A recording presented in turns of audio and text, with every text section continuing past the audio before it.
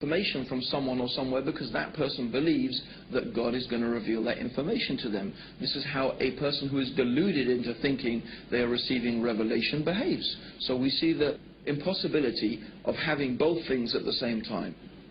Of course, a simple way to reconcile these conflicting opinions is that the information in the Quran concerning theology and philosophy and history and science and so on and so forth is there because this knowledge has come from God. And the sincerity and the truthfulness of the Prophet Muhammad is there because he was exactly what he claimed to be, a messenger of God. And in fact, this is the sincere and honest way to reconcile these two things, to come to the rational conclusion that the Prophet Muhammad must be what he claimed to be, a messenger of God. Now, I just want to use 3 incidents from the life of the Prophet Muhammad. There are so many that we could use and so many things that we could illustrate our examples with from the life of Prophet Muhammad. In fact, I do encourage everybody to get hold of a good, authentic life history of the Prophet Muhammad written by a Muslim and read it for yourself. And I am sure that if you are sincere and you are honest to yourself, that you will be convinced that this man is a messenger of God. But I want to take only a few examples. The first example I want to take is in the early days of Islam, when the Prophet Muhammad had begun preaching his message, and the pagan Arabs, the leaders of pagan Arabian society, began to realize that the message of Islam was not going to go away. In fact, more and more people were becoming Muslim. And many of them were slaves and women, the most downtrodden and exploited people in society. And they began to see that Islam had the potential to upset their whole social structure and their status quo and their control over society. So they came with a proposition to the Prophet Muhammad. This is the leaders of the pagan Arabs. They said, look, if you want to be our king, if what you desire by calling people to this religion is to be our king, we will make you our king. If what you desire is money, then we will make you the richest man amongst us. If you desire women, name whatever women that you wish, and we will take the most beautiful women of Quraysh and marry them to you. And if you are suffering from some illness or from some disease that you say this spirit comes and talks to you, we will spend any amount of money and do whatever we can until you are cured from this illness. So if we really think about this offer that was made by the pagan Arabs to Prophet Muhammad, every possible worldly motivation is there. Do you want to be the king? In other words, if the Prophet Muhammad is seeking to be a ruler and to be king, they'll say, we'll make you our king. You want to be rich? If that's your motivation, we'll give you money. You want women? We'll give you whatever women you like. You have some problem, you have some disease, we will spend whatever it takes until it is cured. What is there? What worldly offer is not contained in this offer? It's all there. If the Prophet Muhammad was motivated by any worldly needs or by any worldly desire, he could have accepted their offer and it would have been satisfied. So what was his reply? His reply to his uncle is famous. In one of the books of Seerah it is mentioned that, oh my uncle, if you give me the sun in one hand and the moon in the other, I will never leave off calling to this message. Or in another time he said to his uncle that I cannot abandon calling to this religion and to this message any more than you could take a torch and light it from the sun. So clearly the Prophet Muhammad was not motivated by worldly desires. And we have to again pose the question, is this the manner of a liar? Is this the manner of a deluded person? Then another amazing incident that we want to narrate is when the Prophet Muhammad first publicly called people to Islam. A truly remarkable thing happened. He stood on the top of a mount of a particular hill in Mecca called Mount Safa. And traditionally, this was a place where if Mecca was being attacked, someone would go and stand on the top of this hill and shout a warning to the people that the city was being attacked. So the Prophet Muhammad went to the top of this mountain and started shouting and calling the people. So the people came, and all of the tribes, everybody came, and if the leader of the tribe did not come, they sent a representative. And so when the people were gathered in front of him, the Prophet Muhammad started calling the various tribes of Mecca by name. Oh, tribe of such and such, oh, tribe of this and that, calling the different tribes. And then he said, I have come to warn you of a terrible punishment from your Lord. I have come to warn you of a terrible punishment from your Lord. When one of the uncles of Prophet Muhammad heard this, his name was Abu Lahab, he started insulting the Prophet. He started cursing the Prophet Muhammad. May your face be rubbed in the dust. Is this what you wasted our time for, Muhammad? For this? You wasted our time for this? We could have been earning money in the marketplace and you wasted our time for this?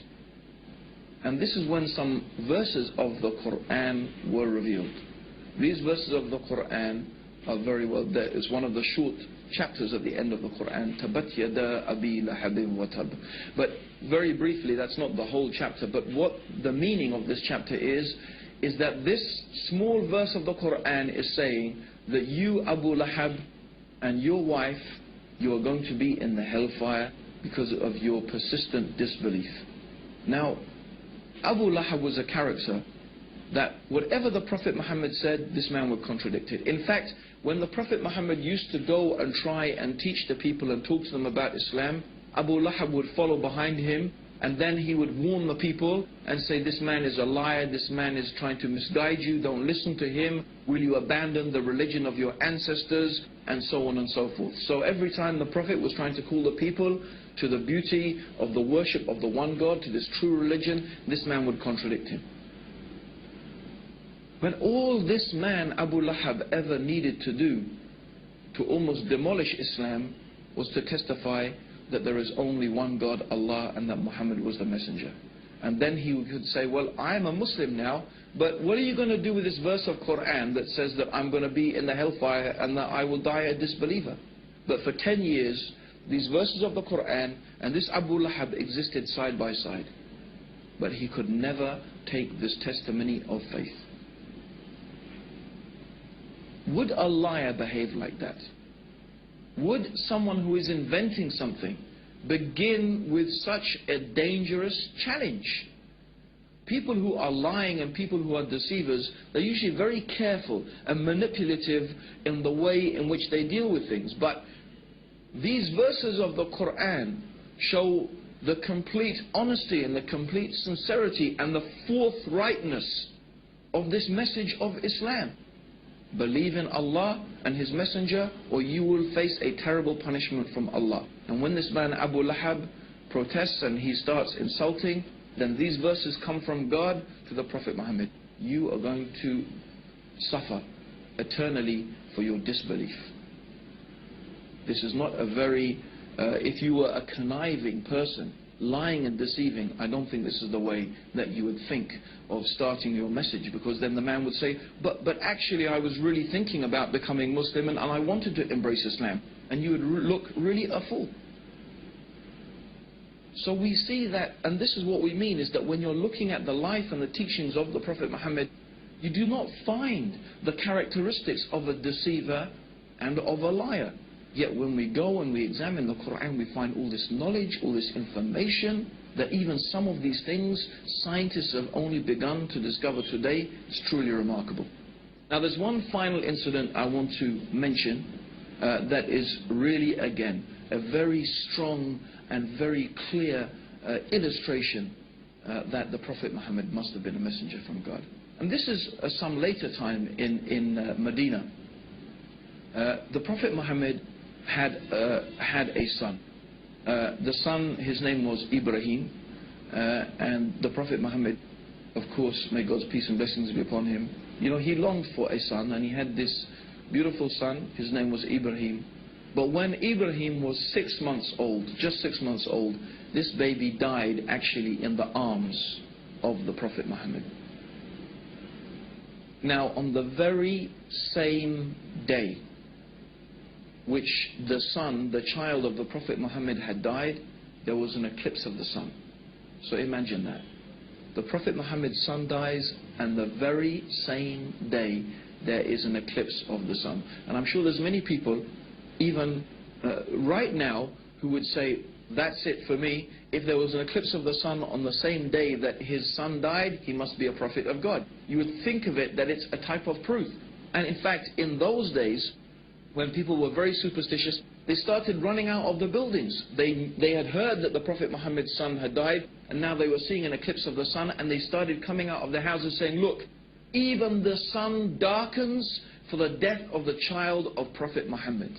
So this is what the people were saying. Now imagine, if you had been spending so many years lying to people, trying to fool them about this thing, you would say, you see, I told you, the thing I've been telling you all along, you see, it's a proof from God. And if you were deluded, you would be thinking, yes, this is a sign from God to show that I'm a messenger. But what did Prophet Muhammad do? He called the people and he said to them, and when he called them, he assembled them in front of them, he said, this is just the sun and the moon. And they are from the natural ayat of God, the natural processes that God has made. And the sun and moon does not eclipse or rise or set for the death or the birth of any man. So when you see this, pray to your Lord. Is this the words of a deluded person? Are these the words of a liar? No.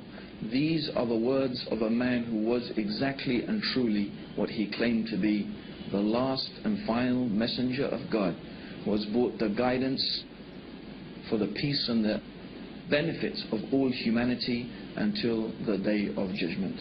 And this is what we invite you to, based upon your reason and your understanding, that you can think and examine and look, read the Quran, study the life of the Prophet Muhammad, be sincere and be honest, and we feel sure that you will be convinced that there is indeed nothing worthy of worship except the one God, the Creator, Allah, and that Muhammad, may Allah's peace and blessings be upon him, is the last and final messenger from Allah. May God's peace and blessings be upon you all, and may God guide all of us closer to the truth. Assalamu alaikum wa rahmatullahi wa barakatuh.